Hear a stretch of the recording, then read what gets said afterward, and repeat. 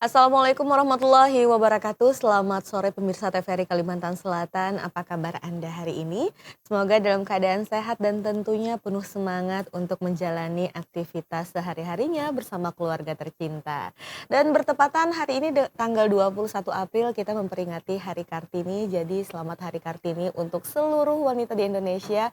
Semoga wanita semakin berdaya, semakin kuat dan semakin bisa mengembangkan potensi diri. Dan pemirsa, hari ini kita akan membahas tema yang sangat menarik. Kita akan membahas tentang drama. Tapi ini bukan drama Cina, apalagi drama Korea ya. Ini adalah merupakan drama mengenai kesehatan gigi dan mulut. Siapa yang pernah merasakan drama gigi bungsu atau mengalami sakit di bagian gusi belakang yang sering kita ketahui sebagai gigi bungsu. Atau ini gigi bungsunya lagi sakit nih, atau lagi muncul atau lagi kambuh nih, seperti itu. Nah, hari ini kita akan membahas mengenai drama gigi bungsu tersebut yang kalau dicabut sakit, tapi kalau didiamkan jadi penyakit. Tentu saya tidak sendirian, saya sudah ditemani oleh narasumber kita. Beliau adalah seorang dokter gigi spesialis bedah mulut. Ada Dokter Agnestesia RS SPBMM. Selamat sore, Dok. Sore. Gimana hari ini? Selamat Hari Kartini ya. Hari Kartini, Kak. Selamat Hari Kartini. Oke, ini ngomong-ngomong di rumah sakit nggak disuruh pakai kebaya ya? Disuruh, tapi Disuruh. kan karena kita klinisi iya, pakai baju bener-bener. dokter Oke. aja. Harusnya tapi produsernya nyuruh aja ya pakai baju. kebaya ya. Aduh. Oke, kesibukannya sekarang Dokter Agnes apa aja? Untuk kesibukan sehari-hari, saya praktek di Rumah Sakit Gigi dan Mulut Gusti Hasan Aman. Setiap hari saya praktek untuk BPJS di hari Senin, Kamis, Jumat, Sabtu. Sisanya menangani pasien-pasien umum. Pasien umum ya. Oke, jadi kalau misalnya mau ketemu sama Dokter Agnes silahkan ke ke rumah sakit Gigi dan Mulut Gusti Gigi dan Hasan Mulut Aman. RSGM Gusti Hasan Aman ya. Oke, kita membahas hari ini mengenai drama gigi bungsu yang kalau dicabut itu sakit, tapi kalau didiemin jadi penyakit, gitu ya. Benar, Kak. Dan pemirsa di rumah yang punya pertanyaan terkait sama kita hari ini boleh mengajukan pertanyaan pada kolom komentar di kanal YouTube TVRI Kalimantan Selatan. Nanti akan dijawab sama Dokter Agnes. Mumpung ada ahlinya ya, ada dokter spesialis bedah mulut langsung. Tapi sebelum kita membahas lebih dalam lagi nih, Dok, tentang drama gigi bungsu ini, boleh dijelaskan nggak yang dimaksud gigi bungsu itu apa sih, Dok? Untuk gigi bungsu sendiri itu sesuai namanya ya, Kak ya. Kan gigi bungsu berarti dia tumbuh memang terakhir di antara semua gigi-gigi kita itu.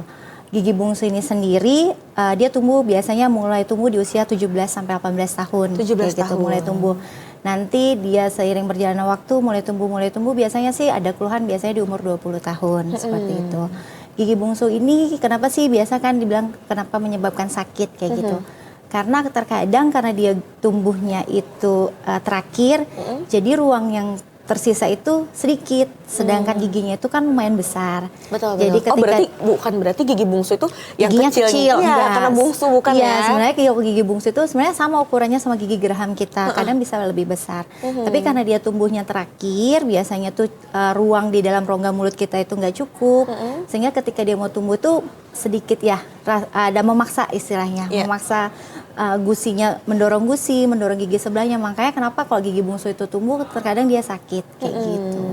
Oke, jadi seperti itu, dan tumbuhnya memang di bagian belakang, di paling ya, belakang. karena terakhir Iya, tadi. terakhir tumbuh. Oke, penyebab tumbuhnya gigi bungsu ini sendiri kenapa? Apakah memang alami seperti itu atau kenapa, Dok? Sebenarnya memang alami ya, Kak ya. Dia memang kita tuh setiap orang tuh punya 4 gigi bungsu normalnya. Benihnya tuh ada di gigi rahang atas kiri kanan sama bawah kiri kanan. Ya nggak semuanya sih orang punya gigi bungsu. Ya memang ada beberapa orang memang yang nggak ada benihnya, tapi hampir kebanyakan semuanya punya gigi bungsu kayak gitu. Nah karena dia tadi tumbuhnya terakhir, makanya dia sering sakit kayak gitu. Oke, tapi bukan berarti genetik pengaruh tidak? Misalkan orang tuanya yang punya gigi lumayan ukurannya besar-besar, si anak juga berpotensi besar bisa gitu. kayak gitu. Kalau dari genetik kan memang gigi kita ini sendiri memang genetik ya, Kak ya. Benar. Jadi kadang tuh mungkin rahang kita ikut mamah nih kecil, tapi kalau gigi kita itu ikut papa besar-besar. Nah bisa kemungkinan nanti usia 17-18 tahun ya memang nggak akan cukup ruangannya. Iya, benar. Kalau sesuai teori juga biasanya sih perempuan lebih sering mengalami gigi bungsu karena mungkin kan secara genetik juga rahang kita nggak sama dengan rahang laki-laki ya lebih Betul, kecil betul. satu. Abis itu Tapi mungkin- ngewarisin giginya papa Iya, gitu bisa. ya. Atau bisa juga ambang nyeri kita nih beda sama ambang nyeri laki-laki. Kadang kan kita sakit sedikit, Iya sakit ya. gitu. Kan drama Kayak tadi drama ya. tadi. Oke, ujar orang Banjar Pak Aritan. Pak Aritan, gitu. Nah, dikit-dikit sakit langsung bikin status galau. Aduh gigi bungsu, drama Iya. gigi bungsu hari ini gitu ya. Oke, berarti boleh jadi penyebabnya itu karena satu genetik. Genetik bisa. Terus juga karena ruang dari rahang di mulut kita ini kecil, giginya Ini nggak besar-besar sempurna, ya. Tapi ada tidak dok yang misalkan orang tuanya rahangnya kecil, terus giginya besar dan ketika lahir anaknya giginya kecil-kecil gitu. Ada juga nggak? Bisa juga sih Kak, karena kan tuh genetik ya, kita nggak bisa Benar-benar. melihatnya kayak gitu. Tapi ketika memang si orangnya itu punya rahang yang besar atau cukup ruang, biasanya gigi bungsu itu tumbuh yang nggak akan sakit kayak gitu. Baik. Asalkan ya tadi syaratnya ruangannya cukup, Betul. giginya tumbuh sempurna, ya nggak akan sakit. Tapi pengaruh tidak sama kerapian gigi? Kan biasanya kalau ada gigi bungsu itu kan otomatis misalkan yang tadi bentuknya seperti ini tiba-tiba ada hal baru kayak bikin geser gitu. Ada Kalau nggak? mendorong sih bisa aja mendorong, tapi dia mungkin perlu waktu yang lama, nggak yang langsung dia tumbuh, Iya, benar. langsung besoknya langsung bergerak. Ya, mungkin perlu waktu lama untuk dia mendorong. Tapi kalau dibilang bisa mendorong ya bisa mempengaruhi, karena kan dia memang ada gaya untuk mendorong untuk tumbuh ke atas ya, jadi bisa mendorong ke depan giginya. Oke, Kayak gitu. jadi seperti itu kurang lebih kenapa bisa adanya gigi bungsu itu ya dok ya. Nah selanjutnya usia minimalnya biasanya 17 tahun ya yang biasanya muncul gigi bungsu Biasanya, tersebut. Ada tidak anak-anak yang mungkin misalkan 10 tahun sudah ada gigi bungsunya? Misalkan. Kalau gigi bungsu sih biasanya memang tumbuhnya kan di usia 17 sampai 18 ke atas ya kayak. Kalau 10 tahun itu dia masih gigi-gigi yang lain yang baru tumbuh. Oh, Jadi benar. kita sebut dia sebagai gigi impaksi atau gigi bungsu itu ketika udah usianya nih tumbuh tapi dia nggak tumbuh. Nah, itu baru kita bilang sebagai gigi impaksi atau gigi bungsu. Iya. Oke, ketika semuanya udah tumbuh di Ya, bagian rahang mulut dan si bungsu ini yang belum Belum, ya. ya.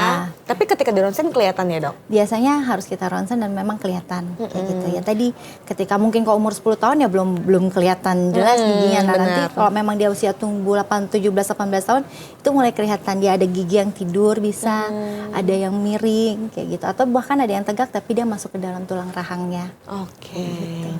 Tapi biasanya gejala-gejalanya ada tidak dok untuk sakit gigi bungsu sendiri ini kan misalkan ada gejala khusus kan kita nggak tahu nih ini sariawan biasa iya. apa ini sebenarnya sariawan yang mengindikasikan ini kayak gigi bungsu Ya, gini nih ada nggak? biasa sih kalau keluhan-keluhan pasien ya pertama mungkin rasa nggak enak di gusi di paling belakang. Nah, Biasa kan dia kayak agak sedikit bengkak ya kayak, jadi ketika kita menggigit tuh kayak ada yang ganjal Iya, kayak gitu. benar, Itu benar. satu. Yang kedua biasa kayak ada sariawan karena kan si gigi ini mau tumbuh mendorong gusi ke atas. Nah, itu yang menyebabkan si sariawannya itu tumbuh.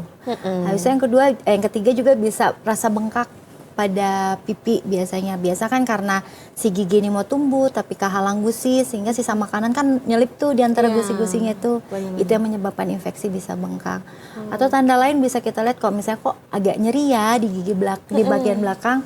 Biasa tuh ada kayak gigi baru muncul putih-putih kecil-kecil, maksudnya gigi kecil di paling belakang kayak gitu. Biasanya itu atau sakit kepala bisa. Sakit kepala ya. Biasa Oh. migrain biasa juga. Makanya tadi kalau didiamin bisa jadi Bisa penyakit gitu penyakit, ya. ya. Nah itu tadi ciri-cirinya berarti ada bagian-bagian di gusi Di belakang gusi. sini yang sakit gitu kan dok. Ada lagi tidak pemicu lain misalkan dia makan ikan terus kan ada tulang tuh. Tulangnya. Bisa ketusuk di bagian sini gitu kan. Itu bisa memicu sakit gigi bungsunya juga tidak atau itu cuma sariawan luka di luar Biasanya biasa? sih kalau ada penyebab lain kena duri kayak gitu tuh biasa ya karena penyebab dari durinya. Oke. Tapi kadang gigi bungsu ini kan bisa hilang timbul ya kayak. Iya, Kadang hari ini benar. sakit, besok enggak. Biasanya tuh sebenarnya dipengaruhi oleh kalau kita nih lagi kecapean nih. Lagi kecapean dia bisa pengaruh itu jadi sakit. Oh, Atau kalau kita lagi imun kita nggak baik, Menurun, lagi menurun, misalnya lagi menstruasi buat kita cewek itu biasa itu bisa menyebabkan sakit juga. Makanya kadang pasien kan datang tuh kemarin sakit, ini enggak nanti tiba-tiba kok udah sakit banget baru datang kayak gitu karena dia memang hilang timbul, nggak selalu nggak yang sepanjang waktu sakit nanti dia bisa hilang timbul kayak Oke, gitu. jadi kondisi fisik juga menjadi salah satu faktor penentu ya timbul atau munculnya si Si gigi gigi bungsu bungsunya, ini. iya. Karena dia istilahnya aktif dan non-aktif gitu ya, Iya, Dok ya. benar. Menonaktifkannya ada tidak caranya? Misalkan nih lagi sakit nih, aduh gimana nih ya Dok, kalau dibedah juga nggak mungkin gitu kan. Cara mengurangi rasa sakitnya biasanya seperti apa? Biasanya sih kalau mengurangi rasa sakitnya kita cuma jangka pendek ya Kak ya. Jadi kalau kita sakit misalnya minum obat nyeri ya cuma bertahan 4 jam. Oh, 4 Nanti jam. sakit lagi kayak gitu. Atau kalau memang tadi ada pemicunya, kalau misalnya lagi ada kesibukan, lagi daya tahan tubuh lagi turun kayak Stres gitu. misalkan. Stres bisa. Nah, Ini itu stres nih, sakit. akhir bulan stres. Stres. Ini juga salah satu Pemicunya gigi ya. bungsu nantinya ya. Bener. Kayak Oke. gitu. Jadi pasti ya kalau memang udah nggak ada pemicunya, udah minum obat, udah memang nggak ada pemicunya, memang masih sakit, ya mau nggak mau satu-satunya cara ya harus kita ambil kayak gitu, harus Oke, diambil. harus dibedah. Harus dibedah, ya. Nah, berarti salah satu ketika seseorang harus melakukan bedah gigi bungsu itu adalah karena sakit yang tak tertahankan. Tak tertahankan dan terus menerus. Terus menerus. Nah, ada lagi tidak Dok? Misalkan penyebab-penyebab lain yang mengharuskan seseorang ini melakukan operasi atau bedah gigi bungsu tersebut. Mungkin kan udah terjadi infeksi ya Kak ya. Infeksi. Infeksi itu bisa misalnya udah bengkak nih, tapi kita kayak ngerasa makin hari makin bengkak. Bengkaknya itu bisa sampai ke leher kayak gitu, atau di pipi aja. Dan bertambah besarnya bengkaknya, mulut kita juga semakin kecil buka mulutnya. Kayak gitu. Iya, Atau kayak karena di sini bengkak iya, ya. bengkak kan jadi kayak ketahan gitu ya Kak ya. Benar. Habis itu bisa juga karena kita merasa dari bengkak tuh loh kok ada asin-asin. Biasa kan berarti udah mulai ada produksi nanahnya. Betul. Kita udah ya harus secepatnya kita lakukan tindakan, karena kalau kita diamkan terus menerus nanti si nyerinya itu, si bengkaknya itu bisa turun ke leher, nanti malah bisa turun ke dada kayak gitu. Jadi bengkaknya ya kadang kan ada ya sakit gigi aja, maksudnya gara-gara gigi sakit bisa jadi melebar ke dada kayak gitu, ke leher kayak gitu. Jadi memang karena memang mulutnya awal masuk segala sesuatu ya kayak jadi infeksi itu memang kalau dari gigi itu memang harus kita waspadai. Oke, karena salah satu hal yang harus kita perhatikan itu infeksinya tadi Iya, ya Dok infeksinya ya. tadi, Kalau misalkan kita diamkan gigi bungsunya ini tidak ada lakukan perawatan, itu yang dikhawatirkan bisa menyebar ke bagian organ tubuh lain. Ada resiko lain tidak Dok? Yang misalkan kalau orang-orang kan taunya bedah gigi bungsu itu sakit gitu sakit. ya. Nah, seandainya seseorang itu tetap abai dan tidak melakukan bedah gigi bungsunya tersebut, ada resiko lain tidak yang bisa terjadi? Sebenarnya kan kalau misalnya kita baru sakitnya maksudnya kita sadari nih Kak, sehari 2 hari sakit, saya ke dokter bedah mulut deh, cabut ya. Mungkin infeksinya tuntas sampai di situ aja. Betul. Tapi ketika kita abaikan terus menerus ya, udah nggak bisa lagi kita kerjakan di poli atau di secara sadar.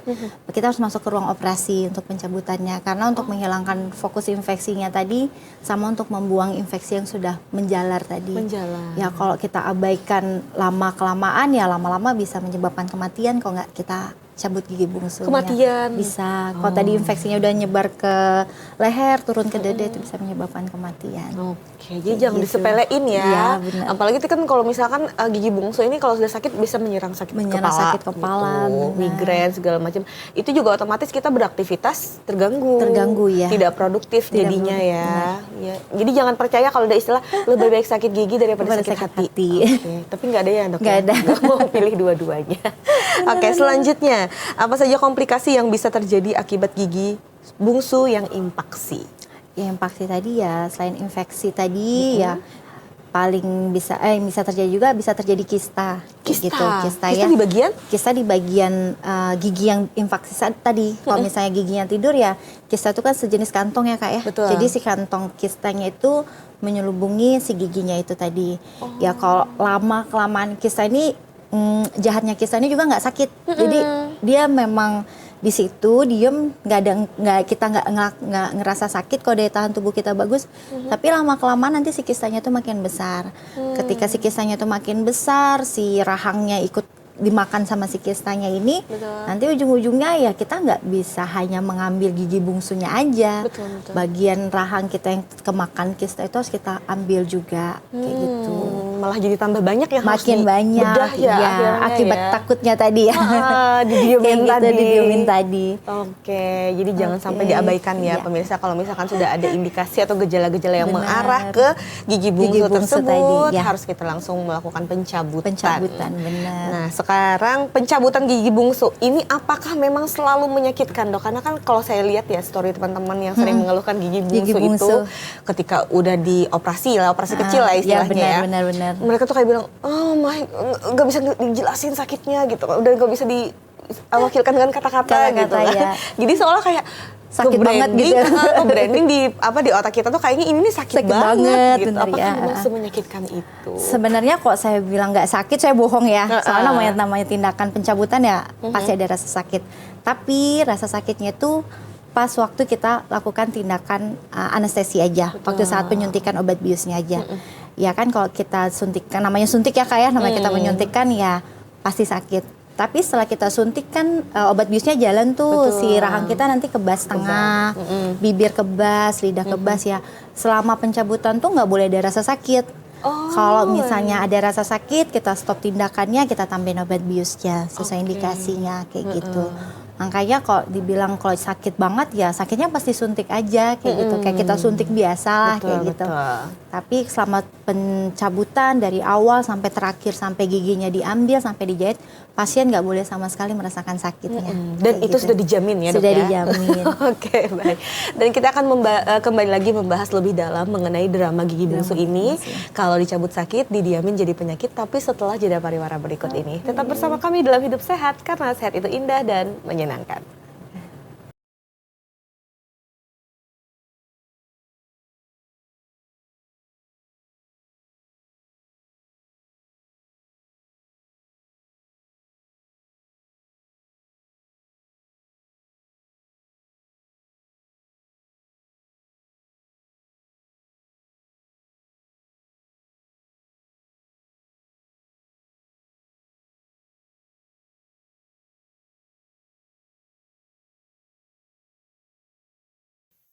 Anda masih bersama kami pemirsa dalam Hidup Sehat, karena sehat itu indah dan menyenangkan. Dengan tema kita hari ini mengenai drama gigi bungsu. Dicabut sakit, didiamkan jadi penyakit.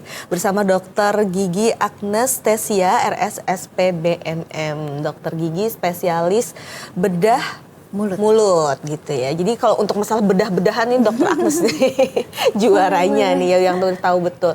Nah, kembali lagi mengenai rasa sakit ketika pembedahan atau operasi dari gigi bungsu tadi ya, Dok ya. Sebenarnya anestesi itu kalau boleh memilih kan, misalkan orang nih misalnya takut banget, Dok boleh nggak saya misalkan minta anestesinya yang total aja supaya ketika saya datang di bius udah langsung saya tidur, bangun-bangun udah selesai gitu. Ya.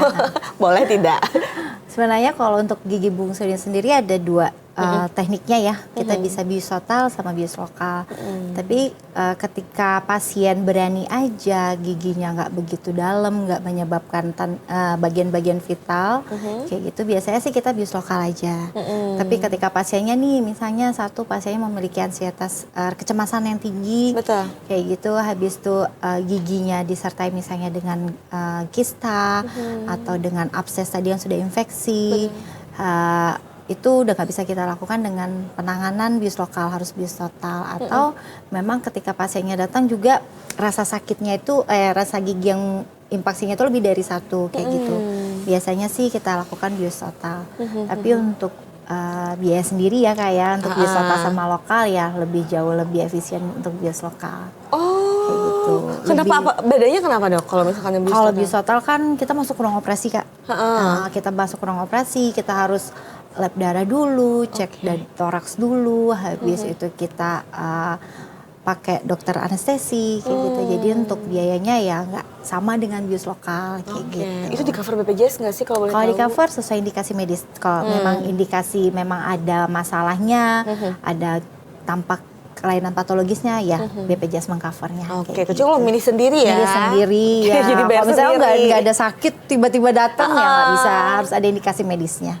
Oke, baik, jadi seperti itu. Nah sekarang untuk prosesnya dok, proses pembedahan ini sendiri kan mungkin bisa dijelaskan oleh dokter Agnes sendiri nih, dari pasien datang, terus juga proses pembedahannya seperti apa sampai selesai, itu bagaimana? Jadi seolah-olah nanti kan pemirsa bisa menerawang ya, okay. Seolah-olah kayak jadi seperti ini nih, prosesnya ya, tidak sesakit yang dibayangkan gitu kan, gimana dok? Kalau untuk gigi bungsu ini sih prosedurnya itu biasanya ya sekitar 30 sampai 45 menitan biasanya.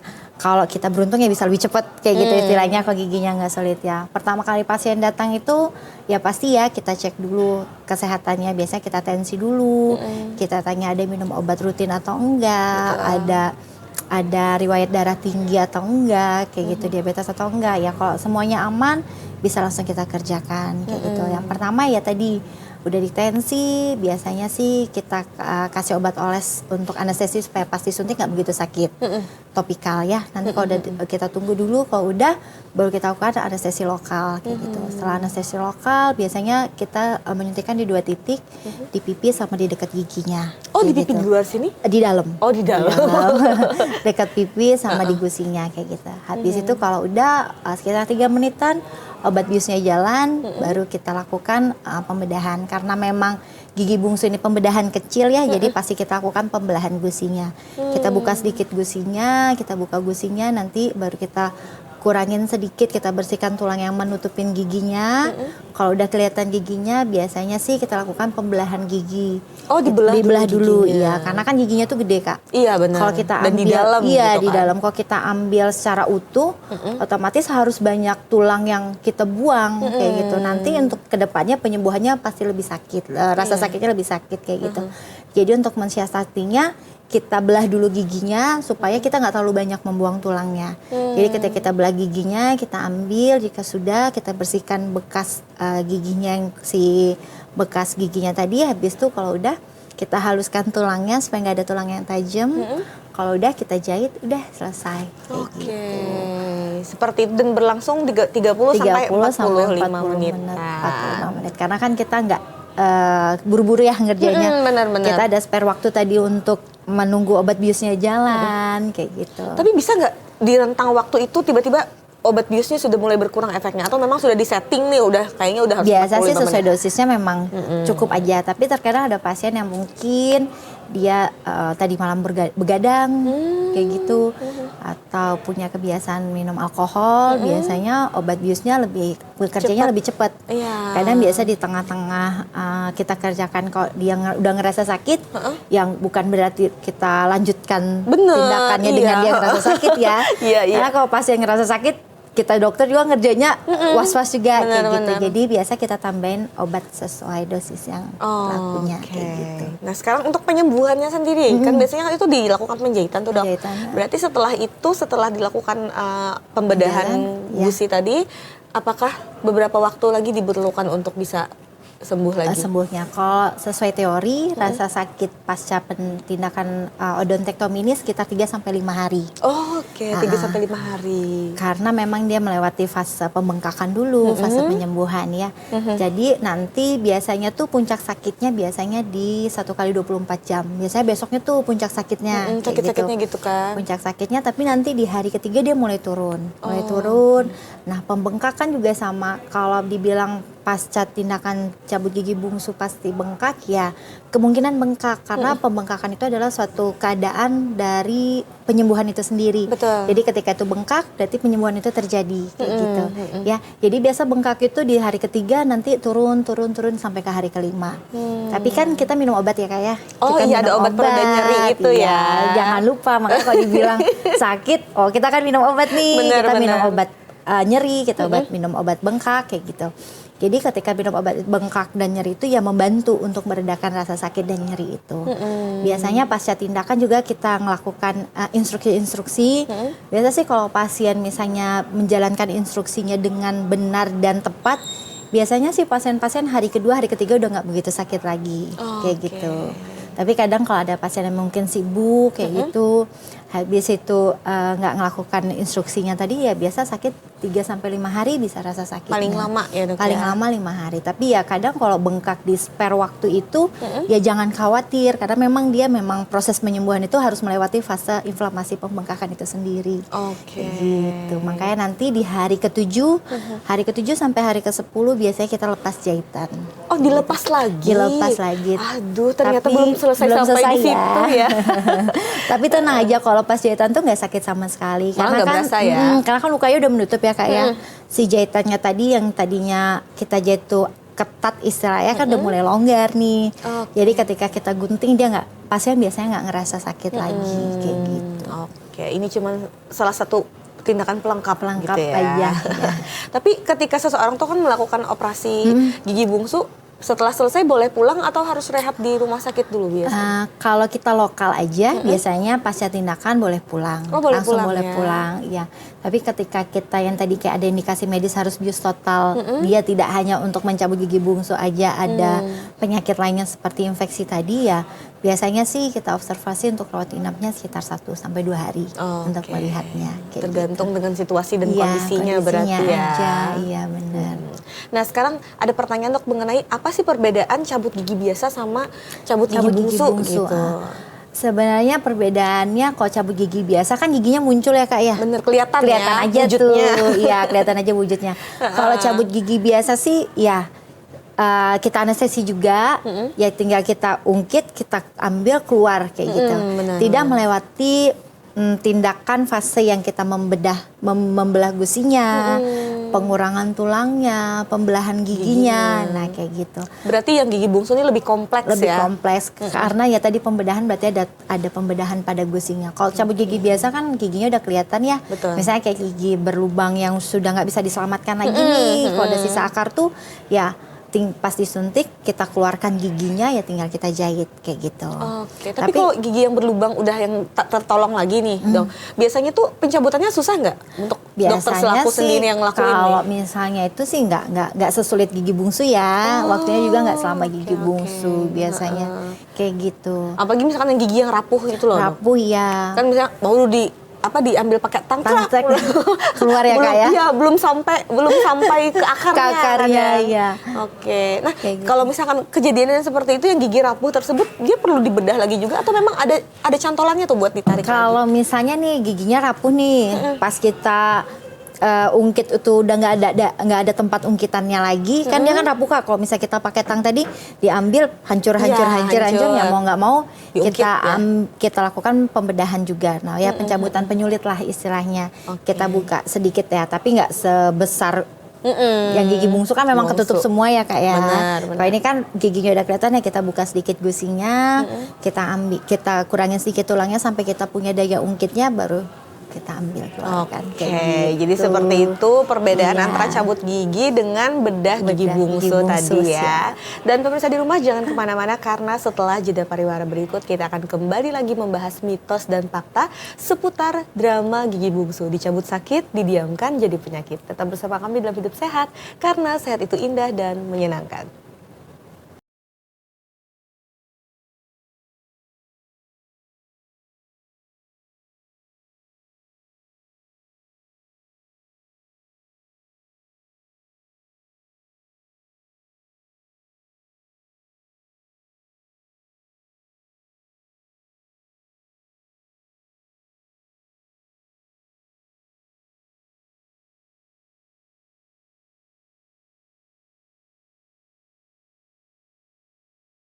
Terima kasih pemirsa, Anda masih bersama kami dalam Hidup Sehat karena sehat itu indah dan menyenangkan dengan tema kita yang sangat menarik hari ini mengenai drama gigi bungsu. Dicabut sakit, didiamkan jadi penyakit.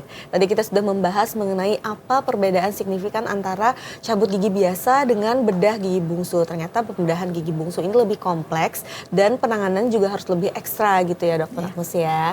Nah sekarang yang ingin saya tanyakan adalah mengenai persiapan. Kan kadang kalau misalkan orang orang mau melakukan pembedahan ini harus ada hal-hal yang harus diperhatikan gitu sebelum dilakukan. Nah, ada tidak langkah-langkah yang harus diperhatikan pasien sebelum melakukan pembedahan gigi ya. bungsu?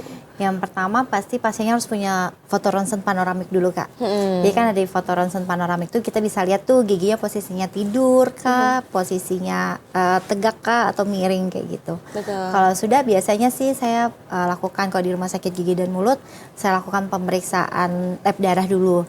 Saya cek dulu waktu darahnya membeku, waktu darahnya keluar sama hepatitis. Biasanya dicek itu kalau memang pasien perlu lab darah lain seperti cek HB-nya, biasanya darahnya biasa kita cek juga.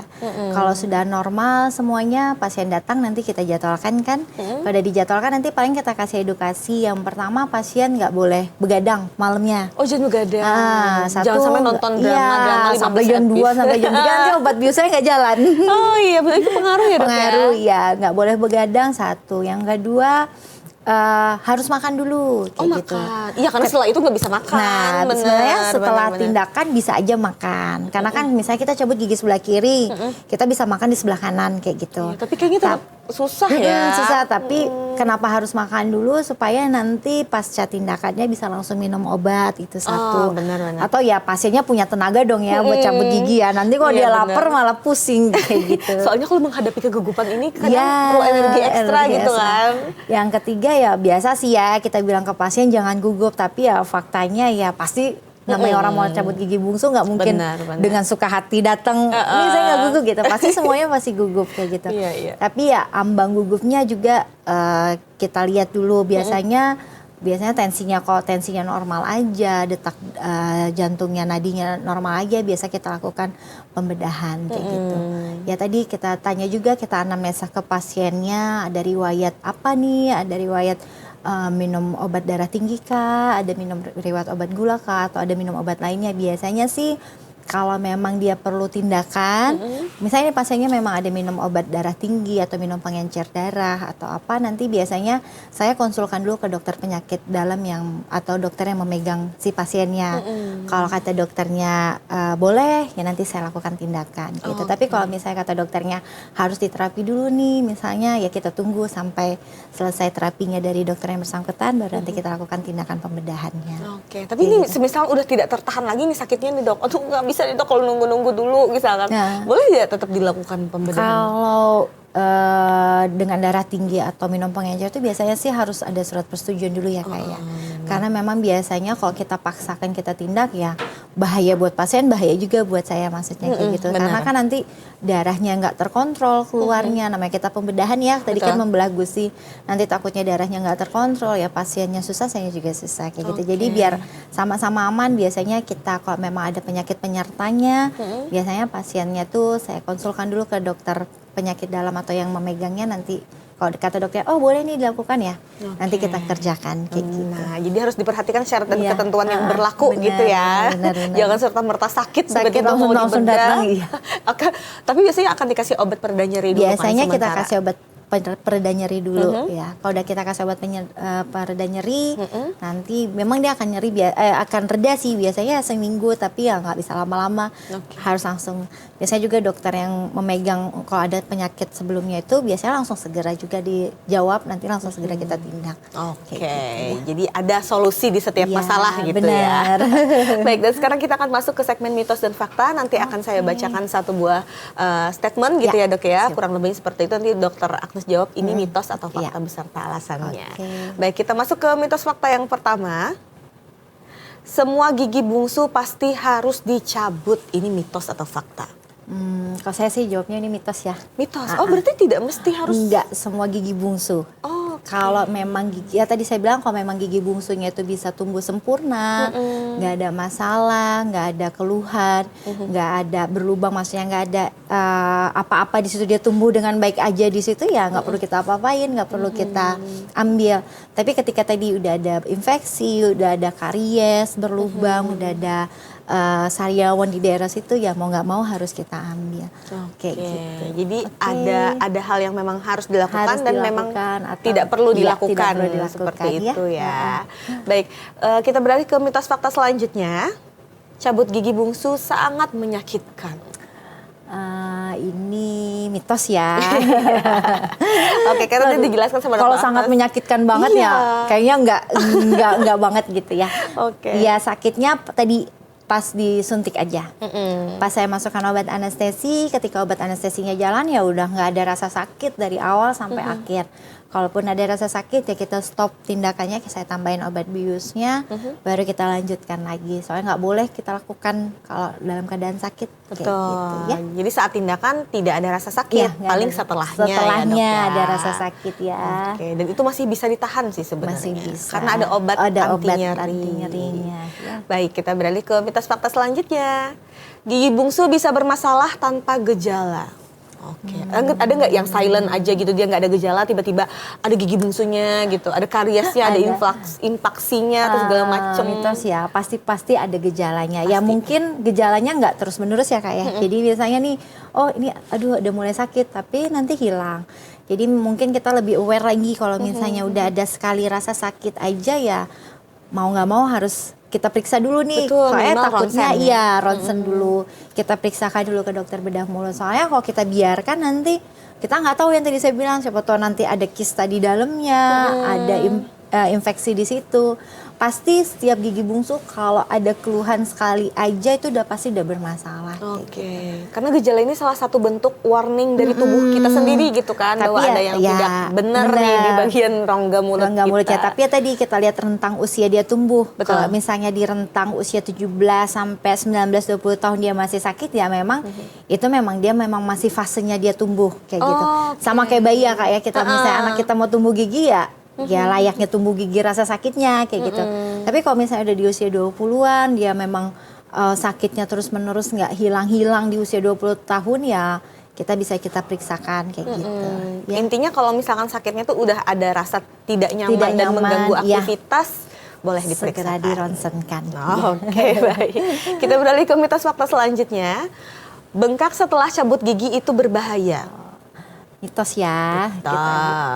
Oke. Bengkaknya tadi saya bilang kalau dalam waktu rentang ya 3 sampai 5 hari sampai 7 hari itu masih dari fase penyembuhannya.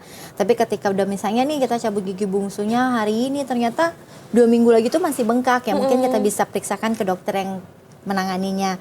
Mungkin bisa dicek dulu nih atau memang si pasiennya rasa kalau memang bengkak memang lama kayak gitu. Jadi lebih baik kita periksakan. Tapi kalau misalnya bengkaknya dalam waktu sekitar ya sampai 7 hari pasca tindakan ya itu normal aja nggak apa-apa. Oke.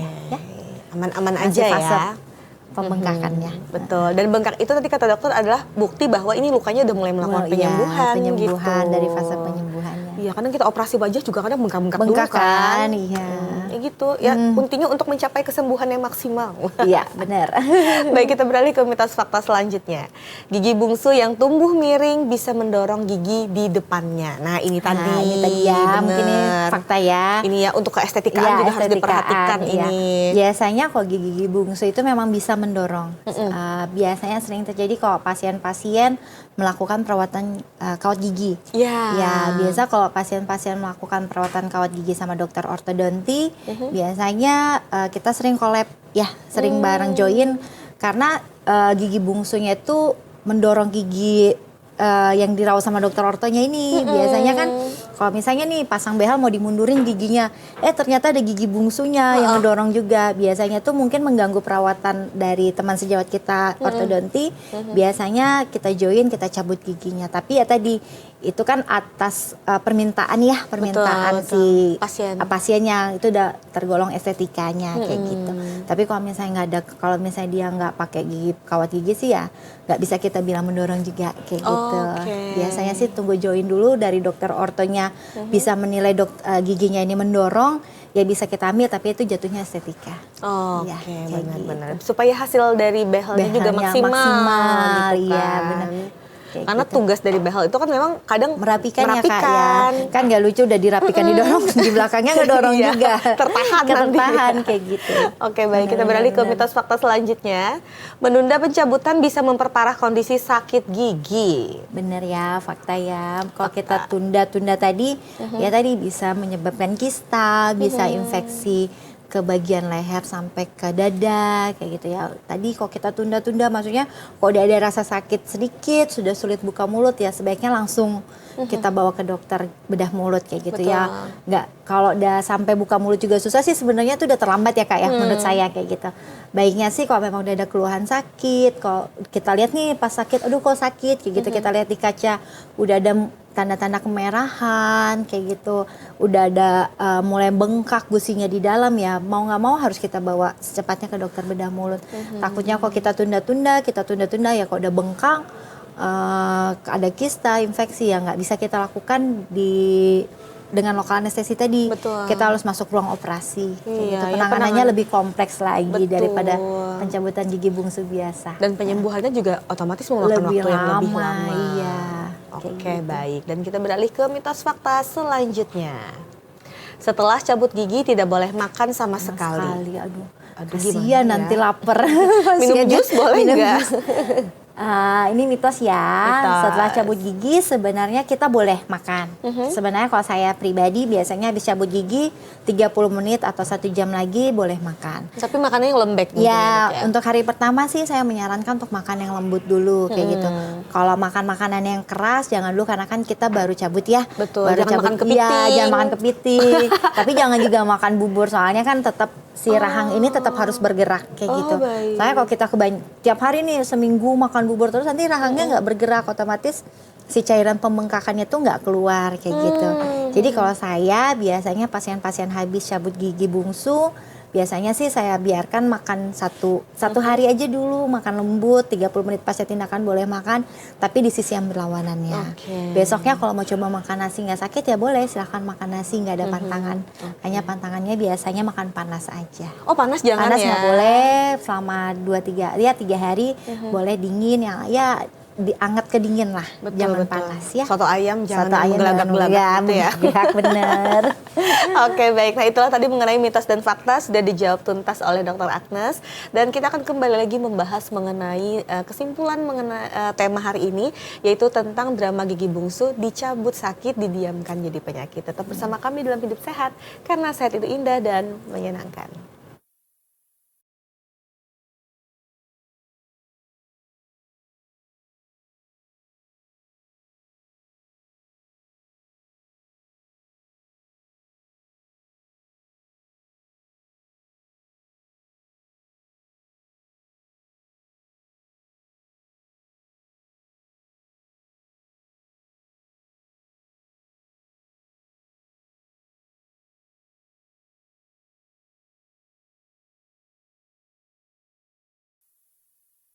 Anda masih bersama kami dalam Hidup Sehat, karena sehat itu indah dan menyenangkan. Tadi kita sudah membahas mengenai mitos dan fakta tentang drama gigi bungsu. Sudah dijawab sama Dr. Agnes, ternyata banyak mitosnya ketimbang faktanya ya dok ya.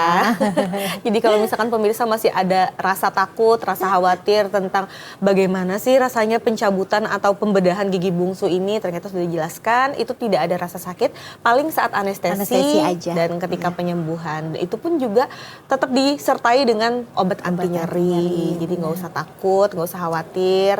Daripada kita mendiamkan jadi penyakit ya dok ya. Apalagi sampai terjadi infeksi yang mungkin bisa menjadi bahaya ke depannya. Oke. Nah, ini selanjutnya pertanyaan yang sangat-sangat penting. Oh ya, gimana Kak? Karena ini mewakili perasaan rakyat masyarakat Kalimantan Selatan gitu. Kategori untuk pembedahan gigi bungsu itu yang ditanggung BPJS itu seperti apa? Oh, untuk BPJS. Untuk BPJS sendiri sebenarnya menanggung ya untuk pencabutan gigi bungsu ini sendiri. Tapi memang kita harus ada indikasi medisnya. Kita nggak bisa nih datang tiba-tiba, oh dok saya mau cabut gigi bungsu, tapi pas dicek nggak ada indikasi medis ya, seperti keluhannya, nggak ada tampakan klinisnya, dari pemeriksaan panoramiknya nggak ada tanda-tanda peradangan. Jadi tenang aja, pasti ditanggung sama BPJS semuanya dari awal sampai akhir, pasti ditanggung sama BPJS. Ronsen ditanggung, lab darah ditanggung, semuanya ditanggung, asal tadi ada keluhan ada keluhannya, ada indikasi medisnya.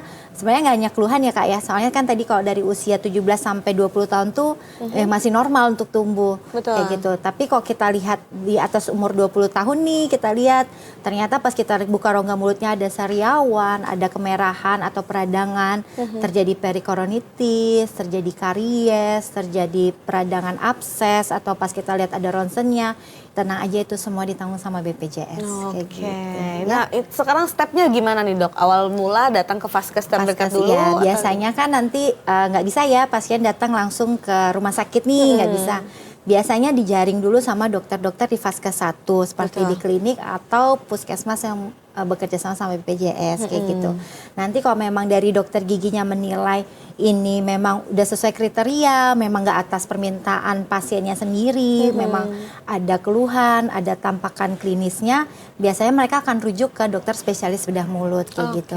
Nanti kalau udah dirujuk sama dokter ke kita, biasanya kita lakukan pemeriksaan penunjang panoramik untuk melihat seberapa rusak tulangnya kayak gitu, apakah ada kista atau enggak kayak gitu. Ketika semua pemeriksaan lengkap, memang sudah dan itu udah indikasi medis, sudah ada tanda-tanda klinisnya dari panoramiknya udah terlihat, maka bisa kita lakukan tindakan pembedahannya kayak gitu. Jadi cukup mudah dan Cukup sederhana mudah, ya. iya. Tinggal kemauannya. Padahal udah ditanggung sama pemerintah loh gitu kan untuk menghilangkan rasa sakitnya ya.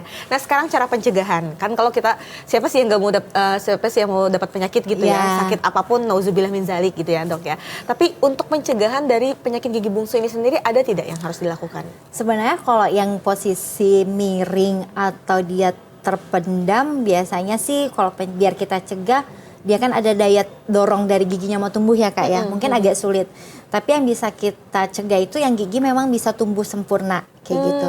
Ya salah satu caranya ya memang kita harus benar-benar menjaga kebersihan rongga mulutnya ya, karena kan posisinya itu paling belakang. Betul. Kalau bawah itu paling belakang, kalau atas juga kan paling belakang agak susah ya. Biasanya terjangkau sikat gigi. Iya, biasanya tuh kalau misalnya dia tumbuh sempurna tegak, biasanya tuh sakitnya tuh bukan gara-gara gigi bungsunya itu, malah ada muncul karies biasanya, gigi berlubang biasanya. Jadi untuk perawatannya ya kok udah tumbuh gigi bungsunya nih, udah nggak ada sakit, udah tumbuh sempurna, nggak hanya sampai di situ aja, kita harus ngerawat juga, harus rajin sikat gigi. Ya memang agak sulit ya ngejangkau ke belakangnya ya. Kita bisa siasati pakai sikat gigi anak-anak, bisa ya, pakai sikat gigi anak-anak ke belakang, kita sikat giginya. Nah, kalau memang udah rajin, biasanya sih nggak akan terjadi karies. Tapi penyebab lain, kalau gigi bungsu kita ini udah tumbuh sempurna, udah cukup ruang bisa tumbuh tegak sempurna di belakang, nanti ujung-ujungnya ya kariesnya di gigi berlubang gara-gara sisa makanan memang pasti nyelip Kak di belakang sana. Betul. Soalnya kan namanya kita makan ya, ngunyah-ngunyah nyelip, ya nggak mungkin dong kita makan di depan aja gitu kan. Kayak gitu. Jadi memang biasanya dengan penanganan sikat gigi, merawat gigi supaya sisa makanan nggak numpuk di situ, mencegah infeksi. Biasanya sih itu penanganannya. Yang harus dilakukan, harus dilakukan gitu ya. Oke. Nah, selanjutnya apakah gigi bungsu ini bisa mempengaruhi susunan gigi asli kita gitu dok? Misalkan kan dia baru bakal muncul nih, ketika dia tumbuh sempurna kata-kata dokter tadi, apakah bisa walaupun dia ngeganjel di situ kan gitu, apakah bisa mempengaruhi pergeseran gigi kita? Tidak? Kalau pergeseran secara langsung sih kayaknya enggak ya. Ya. Kecuali tadi kalau dia memang memiliki tujuan untuk estetika tadi, untuk merapikan gigi, ya mungkin gigi bungsunya bisa mengganggu kayak gitu. Tapi kalau memang keadaan normal aja, ya nggak ada keluhan, nggak ada apa, ya mungkin untuk mendorong maksimal, yang mendorong banget tuh mungkin enggak gitu ya. Masih perlu waktu berapa lama gitu. Dan ketika dicabut pun tidak merubah. Ini kan biasanya kalau kita cabut gigi tuh ada yang tadinya cabi agak sedikit tirus gitu kan. Kalau gigi bungsu sendiri ketika dicabut ada perubahan untuk jauline kita sendiri tidak? Kalau jauline sih kayaknya enggak ya Kak ya. Karena kan memang posisinya di sudut, kayak untuk yang menyebabkan tirus banget tuh enggak biasanya. Aduh, sudah langsung berpikir untuk tirus. Tapi kalau misalnya nih gigi bawahnya udah kita ambil, ternyata gigi bungsu atasnya tuh ada. Biasanya tuh itu yang bisa menyebabkan nanti habis dicabut gigi bawah, loh kok gigi atas sakit, karena memang prinsipnya gigi itu mencari ruang kosong. Jadi ketika gigi bawah udah diambil, yang atas nggak ada lawannya lagi, dia bisa turun. bisa turun, nanti jadi pelan-pelan turun. Jadi kalau kita makan kok kayak ada yang ganjel, nggak enak. Iya, Biasanya itu benar-benar. nanti ya kemudian hari nanti ya kita ambil gigi yang atasnya. Oke. Kayak gitu. Jadi memang berpasangan seperti itu ya. Iya, pasangan. Oke, baik. Sekarang kapan waktu terbaik untuk memeriksa gigi bungsu ke dokter? Misalkan ini ya, dalam kondisi dia tidak sakit apa-apa, tapi kayak ada kekhawatiran ini nanti ke depannya jangan-jangan nanti bisa bikin saya sakit gitu Iya, kan. benar-benar. Kapan sih dok harus dikonsultasi? Biasanya kan kalau usia 17 sampai 18, 19, 20 tahun tuh masih rentan waktu dia untuk tumbuh ya Kak ya. Jadi nggak bisa kita bilang itu impaksi. Mungkin di atas 20 tahun kayak gitu. Tapi ketika umur 17 tahun nih udah mulai ada rasa sakit-sakit mau dievaluasi dulu bisa boleh kayak gitu. Nanti kalau di usia 20 tahun mau kita ambil boleh, tapi kalau misalnya di rentang 17 sampai 20 tahun udah sakit banget mau dilakukan pencabutan bisa. Asalkan tadi tergantung indikasi medis kamu menggunakan BPJS ya. Oke, jadi kalau misalkan ada kekhawatiran sedikit pun ya nggak apa-apa sebenarnya mau dikonsultasikan kita evaluasi ya jatuhnya evaluasi. Kan sama Kak kalau misalnya kita anak-anak nih mau tumbuh gigi pasti dari usia misalnya pertama muncul kan 5 tahun ya 6 tahun. Kalau dia muncul ya demamnya itu kan wajar istilahnya. Betul. Karena memang fasenya dia mau tumbuh kayak gitu. Tapi ketika di fasenya itu udah dia masih tetap sakit ya berarti harus kita ambil. Oke, baik. Nah sekarang kesimpulan nih dari dokter yang ingin disampaikan ke masyarakat Kalimantan Selatan khususnya di Banjarmasin ya tentunya ya untuk pentingnya merawat gigi terlebih lagi kalau misalkan sudah ada indikasi gigi bungsunya gitu bagaimana agar tetap terawat agar bisa mengurangi rasa sakitnya ya. Buat masyarakat semua ketika udah di usia 17 sampai 20 tahun ya mungkin udah bisa kita evaluasi ya giginya ini kita punya gigi bungsu atau enggak. Tapi ketika udah di usia 20 tahun mungkin kita udah bisa nih was-was ketika ada sakit sedikit aja. Kalau saran saya sih ketika ada rasa sakit sedikit aja segera langsung bawa ke dokter bedah mulut karena kalau kita tunda nanti terjadi infeksi yang lain, adanya kista kayak gitu. Nah kalau memang udah usia 20 tahun nih udah ada rasa sakit, bengkak pada gusi, udah ada sariawan ya segera kita bawa ke dokter bedah mulut. Nanti setelah kita ambil penanganan selesai ya udah infeksi terputus di situ. Tapi kalau kita tunda terus nanti jadi infeksi yang tidak kita inginkan. Oke, baik. Gitu. Nah selanjutnya mungkin ada tips juga nggak dari dokter nih atau terkait makanan-makanan yang bagus untuk meningkatkan kalsium agar bisa terus meningkatkan kekuatan gigi kita. Kalau memang meningkatkan kesehatan gigi ya kalsium penting juga ya kayak tapi yang harus kita lakukan adalah memang harus menjaga kebersihan mulut kita ya mungkin bisa kita periksa 6 bulan sekali ke dokter gigi ya mungkin awalnya kita scaling dulu ya kayak periksa dulu nih bersihin karang gigi dulu. Nah ketika gigi udah bersih ya otomatis kan per 6 bulan tuh bisa kita cek kok ada yang gigi berlubang ada gigi yang harus ditambal gitu kan bisa langsung tanpa melewat. Kalau misalnya kita terlewat itu ya nanti ujung-ujungnya ketemu saya harus dicabut ya. Iya jangan sampai ya. Jangan ketemu ya. Jadi baiknya memang per 6 bulan ya 3 sampai 6 bulan sekali datang aja tuh ke Vaskes 1 kah kalau memang pakai BPJS atau ke dokter gigi terdekat kita cek dulu. Jadi kalau misalnya ada lubang sedikit langsung ditambal. Kadang kan masyarakat terlena ya kayak nanti ngilu tau-taunya datang ke ulun dah ganal udah karena kalau dia apa-apain lagi harus cabut kayak gitu. Oke, yang itu yang kita khawatirkan ya dok ya. Iya benar. Ketika sudah terjadi infeksi atau mungkin sudah ada pelebaran dari impaksinya sendiri dan itu bisa membahayakan diri kita. Dari hal kecil bisa berubah ke hal yang besar tadi karena mengabaikan benar. Baik, terima kasih Dokter Agnes atas waktunya, ilmunya. Insya Allah kita semakin ke depan itu akan lebih aware lagi terhadap kesehatan gigi dan mulut juga ya. Dan pemirsa di rumah tidak terasa 1 jam sudah kita membahas tentang tema kita hari ini mengenai drama gigi bungsu dicabut sakit, didiamkan jadi penyakit. Terus saksikan Hidup Sehat setiap Selasa jam 3 sore hanya di TVRI Kalimantan Selatan. Sampai jumpa di lain kesempatan. Wassalamualaikum warahmatullahi wabarakatuh.